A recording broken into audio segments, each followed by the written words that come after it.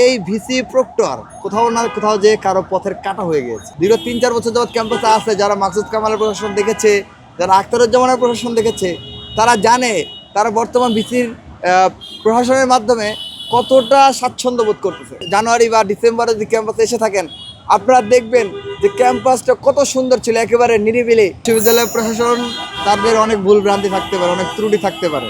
তারা তাদের জায়গা থেকে চেষ্টা করেছে বিভিন্নভাবে ক্যাম্পাসটাকে নিরাপদ রাখার জন্য। তারা তাদের যতটুকু সাধ্য ছিল তারা চেষ্টাটা চালিয়েছে।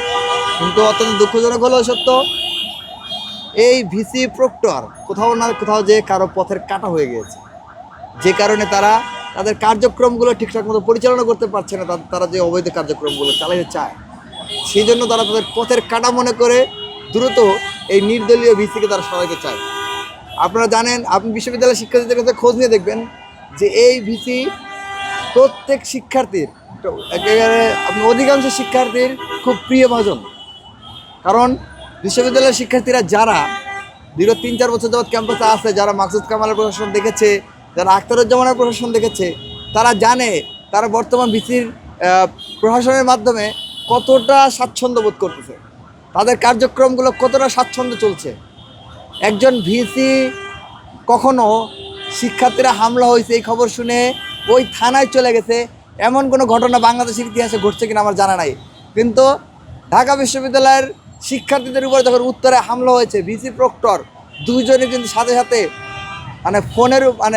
ফোন দিয়ে সমাধান করবে এই ধরনের বিষয়গুলো তো বসে না থেকে তারা কিন্তু প্রোটোকল মেনটেন না করে সরাসরি কিন্তু সেই উত্তরা মডেল থানায় চলে গেছেন। শুধুমাত্র শিক্ষার্থীদেরকে দেখার জন্য গেছেন, শিক্ষার্থীদের পাশে দাঁড়ানোর জন্য গেছেন।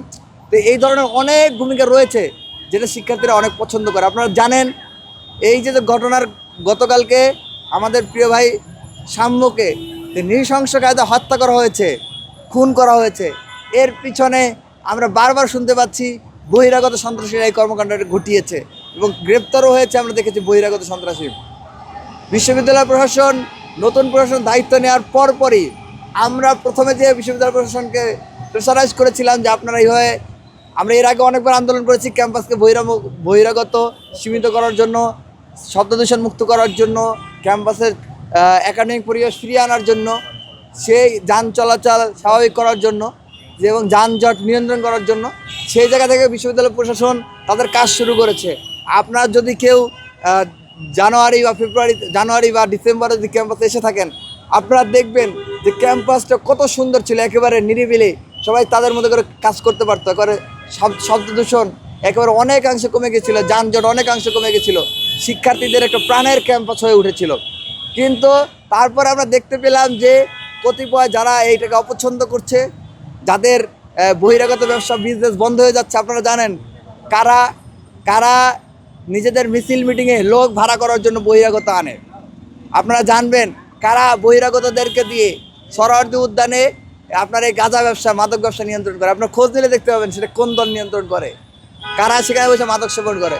তো তখন তাদের যখন বাধাগ্রস্ত হয়েছে, তারা যখন দেখতে পাচ্ছে যে প্রশাসনের জন্য তারা মাদক ব্যবসা করতে পারছে না, বহিরাগতদেরকে এনে লম্বা শোডাউন করতে পারছে না, তো এই কারণে তাদের পথের কাটা হয়ে গেছে এই ভিসি। এবং তারা নানা মহল থেকে এই ভিসিকে প্রেশারাইজ করে ভিসিকে বাধ্য করেছে যে এই বহিরাগত নিয়ন্ত্রণ এবং যান চলাচল নিয়ন্ত্রণের যে পদক্ষেপগুলো নিয়েছিল সেগুলো থেকে সরে আসতে। তখন এরপর থেকে কিন্তু এই পরিস্থিতিটা তৈরি হয়েছে, ক্যাম্পাস কিন্তু আবার মাছের বাজারের মতো পরিস্থিতি তৈরি হয়েছে। গতকালকে এরই একটা প্রেক্ষাপটে কিন্তু আমরা দেখলাম আমাদের ভাই সাম্যকে খুন করা হলো।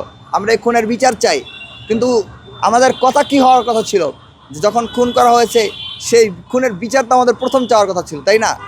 খুনটা হয়েছে কিন্তু ক্যাম্পাসের ভিতরে নয়, সরোয়ার্দী উদ্যানে, ওটা প্রশাসনের আওতাধীন নয়। তারপর বিশ্ববিদ্যালয় প্রশাসনেরও আমরা মনে করি তাদের ঘাটতি আছে। কোন জায়গায় ঘাটতি আছে? তারা অধিকাংশ শিক্ষার্থীর মতামত চিন্তা না করে এই কিছু মহলের প্রেসারে যারা বাধ্য হয়েছে, এইটাকে আমরা ঘাটতি মনে করি এবং তাদের ব্যর্থতা মনে করি। তারা যদি বিশ্ববিদ্যালয়ের শিক্ষার্থীদেরকে জানাতো যে তারা এই কারণে পারছে না, বিশ্ববিদ্যালয়ের শিক্ষার্থীরা কিন্তু বিশ্ববিদ্যালয় প্রশাসনের পাশে দাঁড়াইতো। আমরা কিন্তু বারবার বলছি, স্যার আপনারা যদি কোনো প্রেশার ফিল করেন আমাদেরকে জানান, আমরা আপনাদের পাশে দাঁড়াবো। কিন্তু সেটা হোক ছাত্রদল, হোক বাম, বা অন্য কোনো মহল, হোক ইন্টারিম, যদি শিবির হয় বা আপনার অন্য কোনো ইসলামী দল হয় বা অন্য কোনো বাম দল হয় বা ডান দল হয়, যারাই হোক না কেন, তারা যদি আপনাকে বাধাগ্রস্ত করে, প্রেশারাইজ করে, আমাদেরকে জানান, শিক্ষার্থীরা আপনাদের পাশে থাকবে। সেই জায়গাতে বিশ্ববিদ্যালয় প্রশাসন ডিল করতে ব্যর্থ হয়েছে। সেজন্য আমরা মনে করি বিশ্ববিদ্যালয় প্রশাসনকেও জবাবদিহিতার আমাদের আনার প্রয়োজন আছে। কিন্তু আমাদের উচিত কী ছিল?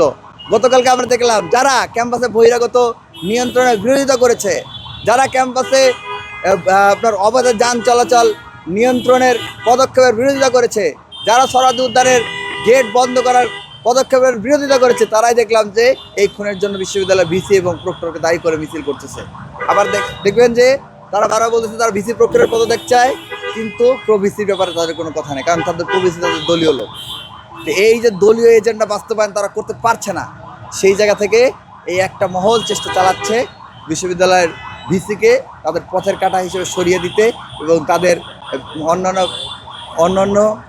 অন্যান্য ব্যবসাগুলো তারা চালিয়ে নিতে পারে বহিরাগতদেরকে। আপনি আজকে যদি দেখেন, আপনার সাংবাদিক ভাইদেরকে আমি অনুরোধ করব, আজকের যে তারা যে মিছিল করেছে ভিসি পদত্যাগের দাবিতে ভিসি অফিসের সামনে, আপনার ভিডিও ফুটেজ চেক করবেন, চেক করে দেখবেন অধিকাংশই বহিরাগত। তিতুমির কলেজ, ঢাকা কলেজ, তারপর হচ্ছে বাংলা কলেজ, কাজী নজরুল কলেজ, এইসব কলেজের শিক্ষার্থী এনে তারা ক্যাম্পাসে একটা মব ভায়োলেন্স করার চেষ্টা চালাইছে। আপনাদেরকে অনুরোধ করবো সাংবাদিক বন্ধুগণ, আপনারা ভিডিও ফুটেজগুলো চেক করুন। আমরা 5 আগস্টের পরবর্তী বাংলাদেশে অন্ততপক্ষে শিক্ষাঙ্গনে আর কোনো দলীয়করণ দেখতে চাই না। আমাদের কাছে উজ্জ্বল দৃষ্টান্ত আছে, শিক্ষাঙ্গনের প্রশাসন যদি দলীয়করণ হয় তাহলে সেটার পরিণতি কী হতে পারে। আমরা দেখেছি ছাত্রলীগ কীভাবে শিক্ষার্থীদেরকে আধুনিক সেবা দাসে পরিণত করেছিল। আর কোনো শক্তি যাতে শিক্ষার্থীদের মেধা ধ্বংসের ব্যাপারে কোনো পদক্ষেপ গ্রহণ করতে না পারে, ক্যাম্পাসের পঠন পাঠনের পরিবেশ বিনষ্ট করতে না পারে, সেই ব্যাপারে আমরা আশা রাখবো সাংবাদিক বন্ধুগণ সজাগ থাকবেন, সচেষ্ট থাকবেন এবং চিহ্নিত করবেন কারা বহিরাগতদেরকে এনে ক্যাম্পাসে রাজনীতি করতে চায়। এবং আজকের এই বিক্ষোভ ধারা ক্যাম্পাসে আপনি হাঁটতে পারবেন না, ক্যাম্পাসে সকাল থেকে হাঁটা যাচ্ছিল না বহিরাগতদের ভিড়ের কারণে। আপনি তাদেরকে ভিডিও ফুটেজগুলো চেক করে তাদেরকে চিহ্নিত করবেন এবং তাদেরকে বিচারের মুখোমুখি আনতে প্রশাসনকে সহযোগিতা করবেন।